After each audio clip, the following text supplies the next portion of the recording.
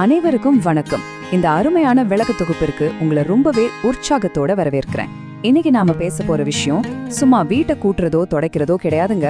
குப்பைகளும் தேவையில்லாத பொருட்களும் நிறைஞ்ச ஒரு வீட்ல இருந்து அமைதியான தெளிவான மனசை நோக்கிய ஒரு சூப்பரான பயணம் இது. நம்ம வீட்டை எப்படி ஒரு சந்தோஷமான அமைதியான இடமா மாத்துறதுன்னு ரொம்ப தெளிவா பார்க்க போறோம். இது திக்கம் நிலாமுற்றம் அன்புடன் வரவேற்கிறது. இந்த வார்த்தைகள் வெறும் வாழ்த்து மற்றும் கிடையாது, நமக்குள் இருக்கிற ஒரு ஆழமான பிணைப்பு. நம்ம வீடுகளையும் அதே சமயம் நம்ம மனசையும் எப்படி பாசிட்டிவா மாத்த போறோம் அப்படிங்கறத பகிர்ந்து கொள்ளும் ஒரு அழகான சமுதாயமா நாம இங்கே இணைஞ்சிருக்கோம். குழப்பத்துல இருந்து தெளிவை நோக்கிய நம்மளோட இன்றைய பயண திட்டம் இதுதான். முதல்ல மனசுக்கும் வீட்டுக்கும் என்ன சம்பந்தம், அப்புறம் எப்படி ஆரம்பிக்கிறது, சுலபமா சுத்தம் செய்ய 4 பெட்டி முறை, ஒவ்வொரு அறையா எப்படி சரி பண்றது, சின்ன வீடுகளை எப்படி ஸ்மார்ட்டா யூஸ் பண்றது, கடைசியா இந்த அமைதியை எப்பவும் மெயின்டைன் பண்ண என்ன பழக்கங்கள் தேவை, இதெல்லாம் தான் வரிசையா பார்க்க போறோம். சரி, விஷயத்துக்கு வருவோம். மனமும் வீடும். நம்ம வீடுங்கிறது செங்கலாலும் சிமெண்டாலும் கட்டப்பட்ட வெறும் கட்டிடம் மட்டும் இல்ல, அது நம்மளோட உணர்ச்சிகள் இருக்கிற இடம். நம்ம மனநிலைய அப்படியே காட்டுற ஒரு முகம் பார்க்கும் கண்ணாடி மாதிரி. வீட்ல சேர்ற தேவையில்லாத பொருட்கள் நமக்கு தெரியாமலேயே நம்ம மனசுல பெரிய பாரத்தை உருவாக்குதுங்கிறது தான் நிதர்சனமான உண்மை. இப்போ நீங்களே கொஞ்சம் யோசிச்சு பாருங்க. காலையில அவசரமா கிளம்பும் போது, அட வண்டிச்சாவி எங்க போச்சு, அந்த கரண்ட் பில்ல எங்க வச்சேன், இந்த தேடுற அந்த டென்ஷன் நம்ம எல்லாருக்கும் என்னைக்காவது ஒரு நாள் கண்டிப்பா வந்திருக்கோம் இல்லையா?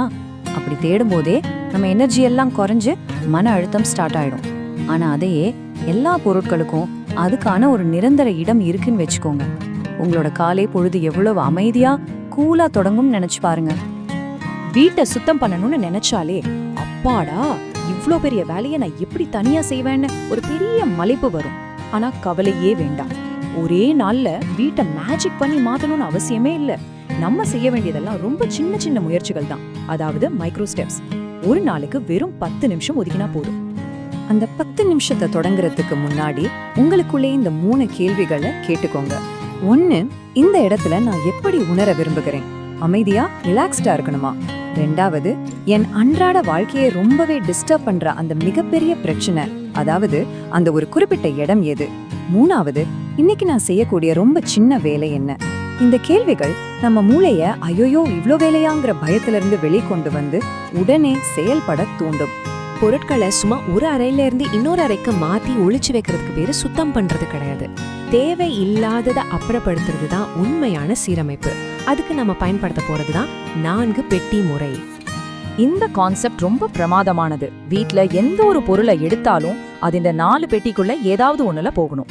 தினமும் யூஸ் பண்ற பொருட்கள் முதல் பெட்டி கீப், நல்ல நிலைமையில இருக்கு ஆனா நமக்கு இனி தேவையில்லை, அது 2வது பெட்டி டொனேட், அதாவது தானம் பண்ணு. 3வது பெட்டி ரொம்ப ட்ரிக்கியானதுங்க, பழுது பார்க்க வேண்டியவை, ரிப்பேர். பல வருஷமா நாளைக்கு சரி பண்ணிடுவேன்னு வச்சிருக்கிற பொருட்கள் நிஜமாவே நமக்கு தேவையில்லாதவை தான். 4வது பெட்டி எந்த தயக்கமும் இல்லாம உடைந்த மற்றும் காலாவதியான பொருட்களை தூக்கி போடுவதற்கான பெட்டி. ஒரு பொருளை வச்சுக்கலாமா வேண்டாமான்னு குழப்பம் வரும்போது இந்த கேள்விகளை உங்ககிட்ட கேட்டு பாருங்க. கடந்த 1 வருஷத்துல இதை நான் யூஸ் பண்ணிருக்கேனா? இன்னைக்கு கடைக்கு போனா இதை நான் காசு கொடுத்து வாங்குவேனா? இதை பார்க்கும்போது எனக்கு சந்தோஷமா இருக்கா இல்ல குற்ற உணர்ச்சியா இருக்கா? முக்கியமா பழைய ஞாபகங்கள் உள்ள பொருட்களா இருந்தா 100 பொருட்களை சேர்த்து வைக்கிறத விட உண்மையான சந்தோஷம் தரக்கூடிய ஓரிரு பொருட்களை மட்டும் செலக்ட் பண்ணுங்க. நினைவுகள் மனசுல தான் வாழணும், பரன் மேல இருக்கிற பெட்டிகள்ல இல்ல.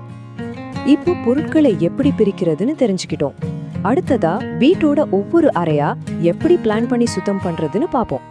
முதல்ல கிச்சன், சமையலறை. இங்கே நாம செய்ய வேண்டிய முக்கியமான ஒரு விஷயம் என்னன்னா, சமையல் மேடைய, அதாவது கவுண்டர் டாப்ப முடிஞ்ச வரைக்கும் காலியா வைக்கிறது தான். தினமும் தேவைப்படுற 1-2 பொருட்களை மட்டும் வெளியே வச்சுட்டு மீதியை உள்ள வச்சிடுங்க. காலாவதியான மளிகை பொருட்களை அப்பப்போ தூக்கி போட்டுடுங்க. இப்படி செஞ்சாலே தினமும் சமைக்கிறது ஒரு கஷ்டமான வேலையா இல்லாம ரொம்ப ஈஸியா மாறிடும். அடுத்தது நம்ம படுக்கையறை. இது நாம ரெஸ்ட் எடுக்கிற இடங்க, பழைய பொருட்களை அடைச்சு வைக்கிற குடோன் கிடையாது. காலையில எழுந்ததும் வேலையா 1 நிமிஷம் ஒதுக்கி உங்க படுக்கையை சீராக்குங்க. அந்த ஒரு சின்ன பழக்கம் உங்க அறைய ஒரு குழப்பமான இடத்துல இருந்து அமைதியான சொர்க்கமா மாத்திடும். அப்புறம் துணிகளை நாற்காலிகள் மேல மழை மாதிரி குவிக்காம ஒரு கூடைய பயன்படுத்துங்க. அதே மாதிரி பாத்ரூம்ல இருக்கிற தேவையில்லாத காலி ஷாம்பு பாட்டில்களையும் தூக்கி போட்டுடுங்க. என் வீடு ரொம்ப சின்னது, இதை எப்படி சுத்தமா அழகா வச்சுக்கிறதுன்னு நிறைய பேர் யோசிக்கலாம். சின்ன வீடுங்கிறது ஒருபோதும் நெரிசலான மன அழுத்தமான வாழ்க்கையை குறிக்காது. ஸ்பேஸ் கம்மியா இருந்தாலும் அதை எப்படி ஸ்மார்ட்டா யூஸ் பண்றோங்கிறதுல தான் விஷயமே இருக்கு. இங்க கவனிக்க வேண்டிய சுவாரஸ்யமான விஷயம் என்னன்னா, நம்ம பார்வையா அப்படியே தரையில இருந்து மேல் நோக்கி சுவருக்கு மாத்தணும். தரைப்பரப்பம் மட்டுமே யூஸ் பண்ணிட்டு இருந்தா சின்ன வீடு சீக்கிரமே நெரிசலாயிடும். ஆனா சுவரோட உயரத்தை பயன்படுத்தி அலமாரிகள் அமைக்கும் போது உங்களுக்கு எவ்வளவு எக்ஸ்ட்ரா இடம் கிடைக்குதுன்னு நீங்களே ஆச்சரியப்படுவீங்க. சின்ன வீடுகள்ல நாம பயன்படுத்துற ஒவ்வொரு ஃபர்னிச்சரும் 2 வேலையை செய்யணும். உள்ள பொருட்களை வைக்கிற மாதிரி டிசைன் செஞ்ச சோஃபா, மடக்கி வைக்கக்கூடிய டைனிங் டேபிள், இதெல்லாம் ரொம்பவே ஹெல்ப்ஃபுல்லா இருக்கும். குறிப்பா கட்டலுக்கு அடியில இருக்கிற இடத்த ஸ்டோரேஜ்க்கு யூஸ் பண்ணலாம். ஆனா ஒரு சின்ன ட்ரிக், அந்த பெட்டிகளுக்கு மேல உள்ள என்ன இருக்குன்னு லேபிள் ஒட்டி வைங்க. அப்போதான் அது என்னன்னே தெரியாம மறக்கப்படுற ஒரு இடமா மாறாம இருக்கும். சரி, இவ்ளோ கஷ்டப்பட்டு வீட்டை சுத்தம் பண்ணிட்டோம். ஆனா ஒரே ஒரு நாள் நடக்கிற இந்த மாரத்தான் சுத்தம் லைஃப் லாங் அப்படியே இருக்குமா? கண்டிப்பா இருக்காது. அதுக்கு நம்மளோட அன்றாட பழக்க வழக்கங்களை நாம மாத்திக்கணும். வீட்டை எப்பவும் சுத்தமா வச்சிருக்க இந்த 5 சிம்பிளான பழக்கங்களை ஃபாலோ பண்ணுங்க. எடுத்த பொருளை உடனே அந்த இடத்துலயே வச்சிடுங்க. இதுல 2வது பாயிண்ட நல்லா கவனிங்க. 1 உள்ளே 1 வெளியே. ஒரு புது ட்ரெஸ் வாங்குறீங்களா, பழைய ட்ரெஸ் ஒன்ன வெளியே கொடுத்துடுங்க. வீட்ல பொருட்கள் குவியாம இருக்க இதை விட பெஸ்ட் ஐடியா வேற இல்ல. அப்புறம் குடும்பமா சேர்ந்து தினமும் ராத்திரி தூங்க போறதுக்கு முன்னாடி ஒரு 10 நிமிஷம் வீட்டை லைட்டா அரேஞ்ச் பண்றத ஒரு ஹாபிட்டா மாத்திக்கோங்க. இப்போ நாம இந்த விளக்கத்தோட ரொம்ப ஆழமான தத்துவார்த்தமான பகுதிக்கு வந்திருக்கோம். காலியான சுவர்களையோ காலியான இடங்களையும் பார்த்து நம்ம பயப்பட தேவையே இல்லைங்க. அந்த வெற்றிடத்துல தான் நம்மளோட உண்மையான ஓய்வு, நம்ம படைப்பாற்றல், குடும்பத்தோட சந்தோஷமான தருணங்கள் எல்லாமே பிறக்குது. வீட்டை சுத்தப்படுத்துறதும் நம்ம மனசை சுத்தப்படுத்துறதும் ஒண்ணுதாங்க. எப்படி வீட்ல இருக்கிற பழைய பொருட்களை குப்பையில போடுறோமோ அதே மாதிரி நம்ம மனசை சோர்வடைய செய்யற மற்றவங்களோட பண்ற தேவையற்ற ஒப்பீடுகள், பழைய குற்ற உணர்வுகள், முடிவில்லாத கவலைகள், இதை எல்லாத்தையுமே நம்ம நினைச்சா தூக்கி போட்டுட முடியும். வீட்டை சுத்தம் செய்யறது வெறுமனே ஒரு வீட்டு வேலை கிடையாது, அது மனசுக்கான ஒரு தெரப்பி. கடைசியா உங்ககிட்ட ஒரு முக்கியமான கேள்வியை விட்டு சொல்றேன். நீங்க பொருட்களால நிரம்பிய ஒரு வாழ்க்கையை தேர்ந்தெடுக்க போறீங்களா, அல்லது உண்மையான அர்த்தத்தால நிரம்பிய வாழ்க்கையை தேர்ந்தெடுக்க போறீங்களா? கொஞ்சம் யோசிச்சு பாருங்க. இன்னைக்கே உங்க வீட்ல ஒரு சின்ன இடத்துலாவது இந்த மாற்றத்தை தொடங்குங்க. உங்களால கண்டிப்பா முடியும். இந்த அருமையான பயணத்துல நீங்களும் என்னோட பயணிச்சதுல எனக்கு ரொம்பவே சந்தோஷம். இதுவரை இணைந்திருந்தமைக்கு நன்றி. உங்கள் கருத்துக்களை வரவேற்கிறோம். இது திக்கம் நிலா முற்றம். மீண்டும் சந்திப்போம். நன்றி.